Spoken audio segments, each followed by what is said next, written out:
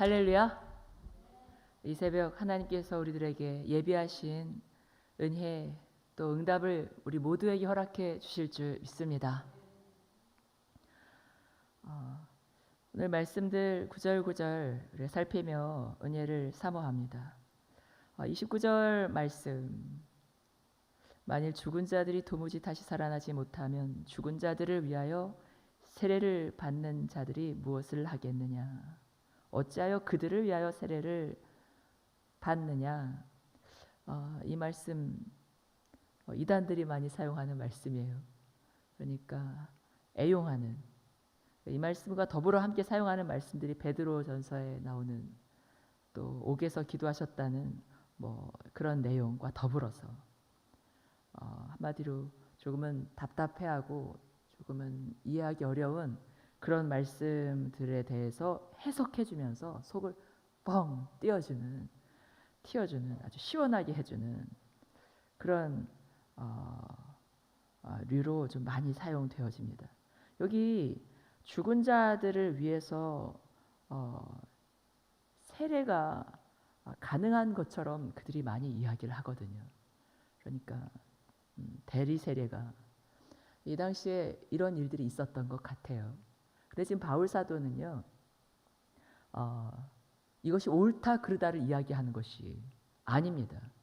그들이 하고 있는 그런 행동에 비춰서 너희들이 부활이 없다고 하는 것이 얼마나 모순된 행동인지 한번 모순된 생각들인지 생각해 봐라 하시는 말씀인 거예요. 그리고 전체적 복음의 내용으로 우리가 비추어서 생각해 볼 때, 여러분, 우리의 구원받는 데는 우리의 힘이 아니라 오직 예수 그리스도께 있는 줄 믿습니다. 그러니까 어떤 나의 노력으로가 아니라 오직 예수님의 십자가의 그 사건으로 인해서 우리는 구원의 길이 열려지게 된 거예요. 설령 안타깝지만 믿지 않고 죽어간 그 어떤 우리 사랑하는 그 누군가가 있다 할지라도 내가 노력한다고 해서 그들이 어떻게 되는 것이 아닙니다. 내가 그 어떤 땀을 흘리고 헌신하고 그들은 그걸 원하는 거예요. 얼마나 마음이 아프냐. 그렇지만 우리가 이렇게 헌신하면, 우리가 이렇게 희생하면, 지금 우리가 이 땅에서 이렇게 하면 그들이 이렇게 하면서 헌신을 더 독려하는 데 많이들 사용을 하는데, 이단에서요. 그런데 복음은 우리들에게 명확히 말씀하시죠. 주님을 향하여 하나님께 천국에 나아가는 길은요, 오직 믿음으로 되어지는데 그 믿음은 우리 각자의 믿음인 거예요. 우리의 믿음을 통해 또 누구의 그리스도 예수님의 십자가 사건, 오직 예수님의 공로로 우리의 믿음을 통해서 구원을 받는 것입니다. 그래서 여차하면 그 모든 교리를 뒤흔드는 그런 해석으로 막 이렇게 좀 자신들의 교리를 만드는데 주로 많이 쓰여지는 그런 말씀들. 29절. 자, 이제 31절 말씀을 우리 함께 읽을게요. 오늘 본문입니다. 시작. 형제들아, 내가 그리스도 예수 우리 주 안에서 가진 바 너희에 대한 나의 자랑을 두고 단언하노니 나는 날마다 죽노라. 아멘. 날마다 죽노라. 내가 자기를 부인해야 된다, 이런 말씀으로 우리가 이 말씀을 많이 상고하고는 했었습니다. 예, 맞는 말씀이죠. 주님께서도 그렇게 하셨잖아요. 나를 따라오려거든 너희들은 자기를 먼저 부인하고 자기 십자가를 지고 나를 쫓아야 한다. 내가 없어야 한다 하셨어요. 근데 오늘 본문 전체적인 맥락을 볼 때 이 날마다 죽노라는 말씀은요, 말 그대로 생명의 위협 가운데 있었다는 말씀이에요. 생명이 정말 딱 이뤄질 만한 그런 엄청난 위기 가운데 거의 매일을 보냈다. 그리고 이런 말씀인 거죠. 내가 부활이 있기에 그런 엄청난 그런 위기의 상황, 내 생명을 내던져야 되는 그런 상황 속에서도 내가 견뎠던 것 아니겠느냐. 부활이 있었기에, 부활이 있기에 나는 그렇게 생명도 내던질 수 있었다 하시는 거죠. 어떤 위협이었을까요? 우리 말씀 그 다음 절 읽을게요. 32절 시작. 내가 사람의 방법으로 에베소에서 맹수와 더불어 싸웠다면 내게 무슨 유익이 있으리요? 죽은 자가 다시 살아나지 못한다면 내일 죽을 터이니 먹고 마시자 하리라. 아멘. 에베소에서 맹수와 더불어 싸웠던 이런 전적도 있었던 것 같습니다. 그러니까 맹수 그 앞에서도 나는 어떤 인간적인 어떤 방법으로 살아난 게 아니라 오직 믿음으로 하나님의 주시는 그 힘으로 내가 살아날 수 있었다. 사실 에베소에서 갇혀 있었던 긴 기간이 있었던 것으로 알려져요. 근데 그런 핍박, 박해 그런 가운데 맹수에게까지도 내던져졌던 그런 엄청난 사건들이 이 바울에게는 있었던 것 같습니다. 그런 모든 상황을 놓고 이야기하는 거예요. 나는 날마다 이렇게 죽는 삶을 살아가고 있다. 부활이 있기에 하나님이 살아계시기에. 자, 그래서 우리가 이 말씀을 보면서 우리가 생각해야 되는 거, 첫 번째가요. 진리를 위해서, 복음을 위해서 이 바울 사도처럼 우리의 생명도 아끼지 않아야 된다라고 하는 겁니다. 우리의 생명조차도 우리의 모든 거예요. 우리의 모든 그 어떤 것이라 할지라도 진리를 위해서라면, 복음을 위해서라면 던질 수 있어야 한다. 이것을 바울 사도는 우리에게 알려주십니다. 어떤 사람들은 그래요. 자신들의 안위를 위해서, 자신들의 생명을 위해서 진리를 초계와 같이 버리죠. 생명을 위해서인데 뭔들 못하겠느냐 하면서 다 내던지게 되는 거예요. 근데 바울 사도는 우리에게 알려주십니다. 하나님의 말씀, 복음, 그리고 진리를 위해서 우리가 어떤 선택을 해야 되는지. 성경에 보면 정말 자신들의 안위를 위해서 진리를 포기했던 사람들 많이 있죠. 사울 왕 같은 경우는 자신의 명예를 위해서 말씀을 버렸었고, 아하스 왕 같은 경우는 자신의 그 어떤 편의를 위해서, 아합 왕 같은 경우는 자신의 어떤 이득을 위해서. 하나님의 사람은 그래서는 안 된다는 말씀이에요. 하나님의 사람이라면 바울 사도는 자신 이야기해요. 내가 예수님을 쫓은 것처럼 너희들은 나를 본받는 자가 되라 하셨어요. 그러면서 고백하신 겁니다. 나는 날마다 죽는다. 자, 우리들은 진리를 위해서, 복음을 위해서 주님이 가신 길에 우리도 너끈히 갈 수 있기를 소망합시다. 이 땅에 순교자의 피가 가득해요. 그러니까 여기까지 복음이 지켜지고 또 이만큼 신앙의 사람들이 이렇게 이 땅을 지켜낼 수 있었던 것, 수많은 희생의 피가 이 땅에 가득했었기 때문이죠. 아펜젤러 선교사님이 이제 언더우드 그 선교사님 나중에 이제 오셔서 그 언더우드 선교사님과 함께 정동교회도 이제 세우는데 일조를 또 하시고, 또 그리고 배제 학당을 세워가지고 수많은 이제 인재들을 길러요. 근데 그런 가운데 목포로 내려가는 그 이제 배를 타고 목포로 이제 내려가는 그 길에 군산 앞바다였대요. 거기서 이제 일본 상선과 이 배가 이제 충돌을 하게 되는 거예요.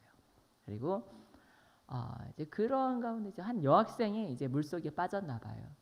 아펜젤러 목사님이 그 선교사님이 그 물 밑으로 들어가서 자신의 팔로 그 여학생을 살리고자 들고 있었대요. 네네. 그러다가 거기서 순교를 하시게 되는 겁니다. 그 양화진 묘에 그 아펜젤러 목사님의 선교사님의 그 묘는 가묘래요. 왜냐하면 시신을 못 찾았기 때문에.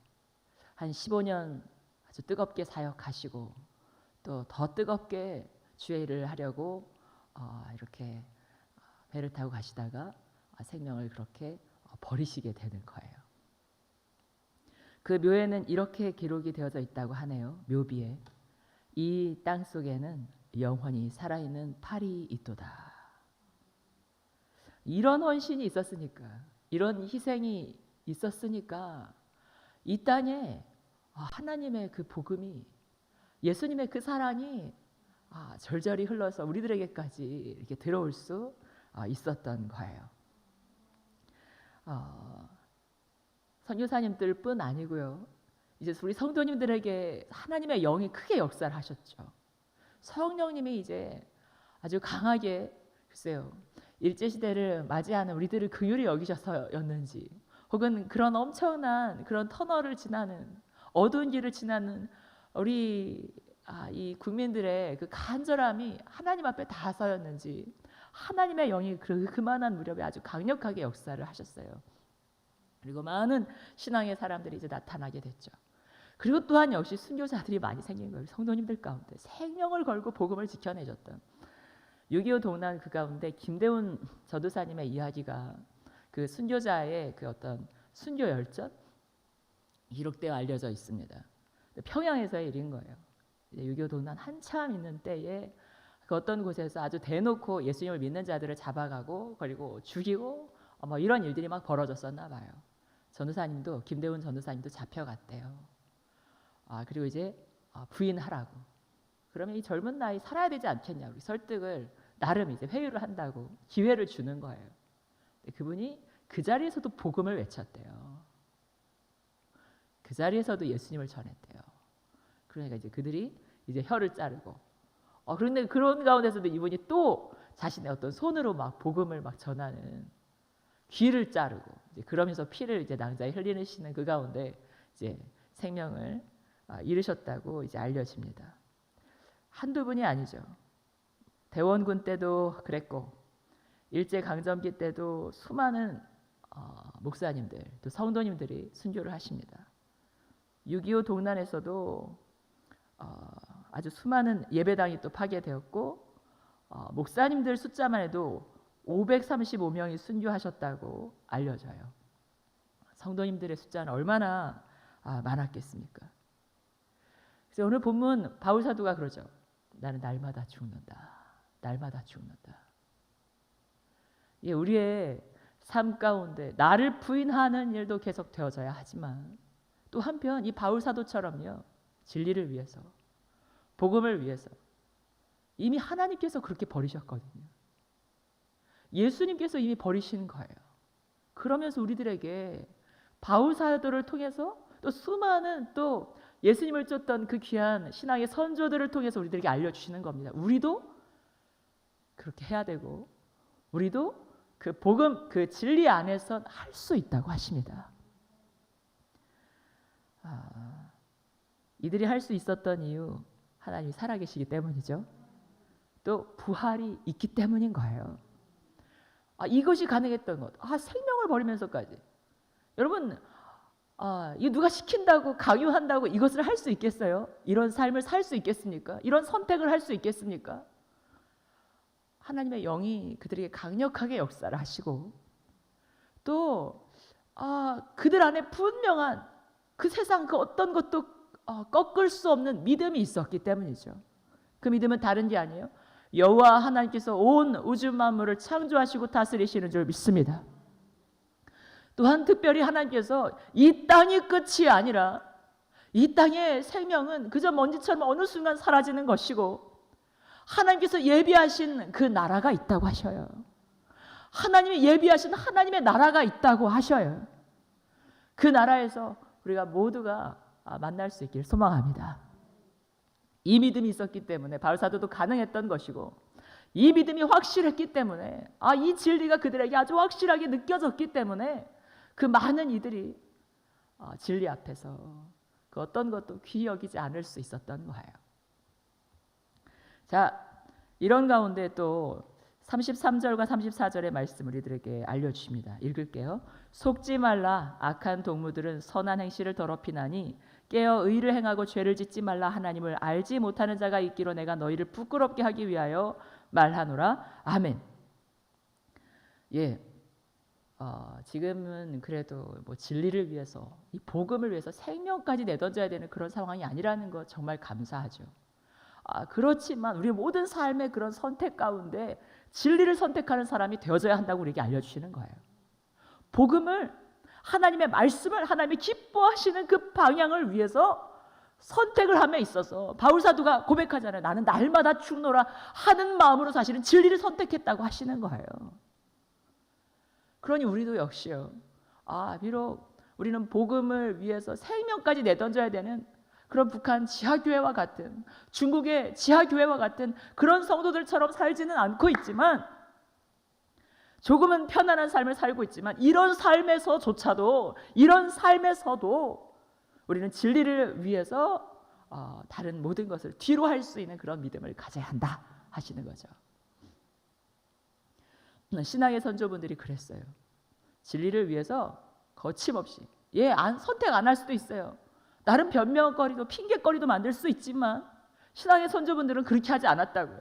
하나님의 말씀이 기뻐하시는, 하나님께서 기뻐하시고 하나님의 말씀이 원하시는 것이라면 그리고서는 자신의 그 어떤 성취, 자신의 안위, 자신의 쾌락, 편의 이런 것들은 다 뒤로 물리칠 수 있는. 자, 아브라함이 그돌라오멜 왕과 싸워요. 당시 그 왕이 어떤 왕이냐면요, 그 요단 쪽, 그러니까 소돔을 포함한 그 엄청난 그 지경을 완전히 다 다스리고 있던 많은 왕들이 있지만 다 이 그돌라오멜에게 이렇게 갖다 바치는, 조공을 가져다 바치는 그런 형국. 근데 소돔 왕을 포함해서 몇몇 왕들이 그돌라오멜에게 배반을 했다라고 말씀이 알려주시잖아요. 그돌라오멜 이 왕이 이제 화가 나요. 그래가지고 몇몇 왕들과 이제 연합 전선을 펴가지고 이제 그들을 치게 되는 겁니다. 이 소돔 쪽 왕들과 배신했던 그 모든 왕들이 다 쓸려 나가게 되는 거예요. 다 이렇게 처지고 패배를 하게 되고 대부분 다 잡혀 들어가게 되는 거죠. 그 가운데 롯이 포함되어진 거예요. 아브라함의 조카. 아브라함이 그 이야기를 딱 들었어요. 여러분, 아브라함은 그냥 일개 이방인인 거예요. 그런 가운데 자신의 사랑하는 그 누군가가 잡혀 들어갔다 할지라도, 그 엄청난 그런 대란 가운데 그 누군가가 악행을 그렇게 했다 할지라도 그는 어쩔 수 없다고 손 털면 그것도 나름 이해할 만한 것 아니겠습니까? 그런데 그가 어떻게 해요? 자신의 집에서 길려왔던 자다 해가지고 318명? 300여 명을 이끌고서 전쟁을 치르는 거예요. 대전쟁을. 그리고 끝내 하나님께서는 아브라함의 손을 하나님께서 들어주시죠. 대승을 거두게 해주신 거예요. 어떻게 보면 이 아브라함이요, 얼마든지 변명하고 핑계할 수 있었지만 그 어떤 진리를 위해서, 옳은 의를 위해서 자신의 생명을 내던지는 선택을 했다라고 볼 수 있는 거죠.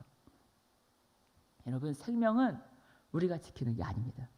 생명은 하나님이 지켜주셔야 합니다. 우리가 지켜야 하는 건 뭐냐면요, 우리의 생명이 아니고 하나님의 말씀을 지켜야 하는 줄 믿습니다. 우리가 하나님의 말씀을 지키면 하나님께서 우리를 지켜주시는 거예요. 그러니까 우리가 내가 내 것을 지키겠다고 이렇게 하다가 여차에서는 모든 것을 다 잃을 수 있게 되는 거예요. 다윗이 사울을 살려주잖아요. 이 선택도요, 사실은 자신의 생명을 내던진 선택이, 자신을 죽이려고 하는 왕 사울을 살려줘요. 근데 그것은 하나님의 말씀을 쫓는 것이긴 하지만, 하나님의 말씀을 선택하는 것이긴 하지만, 한편으로는 이제까지 내내 그 자신의 생명을 잃을 수 있었던 그런 죽음의 위기의 순간, 앞으로도 그냥 나의 그 앞뒤를 쫙 늘여놓는 것일 수도 있는 거라고요. 그런데 이 다윗이 사울을 살려주죠. 그 이유는 뭐예요? 하나님께서 기뻐하실 만한 일이니까. 하나님께서 나에게 죽이라 명하신 것이 없었으니까.